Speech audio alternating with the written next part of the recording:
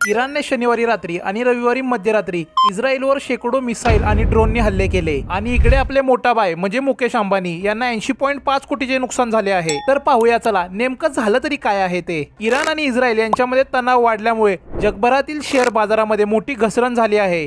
जगातील टॉप 10 श्रीमंत माणसांची संपत्ती 28 अब्ज डॉलरने घसरली आहे। त्यामध्ये प्रामुख्याने इलॉन मस्क यांची संपत्ती 6.84 अब्ज डॉलरने घसरली आहे। जेफ बेझोस यांची संपत्ती 3.11 अब्ज डॉलर घसरून 205 अब्ज डॉलरवर आलेली आहे। मार्क झुकरबर्ग यांची संपत्ती 4.8 अब्ज डॉलरने घसरून 178 अब्ज डॉलरवर आलेली आहे। बिल गेट्स यांची संपत्ती 1.65 अब्ज डॉलरवरून घसरून 150 अब्ज डॉलरवर आलेली आहे। तर भारतातील सर्वात श्रीमंत व्यक्ती मुकेश अंबानी 80.6 कोटी डॉलरनी घसरून 112 अब्ज डॉलरवर आलेली आहे। ते जगातील श्रीमंत माणसांवरती 11व्या स्थानावरती आहेत।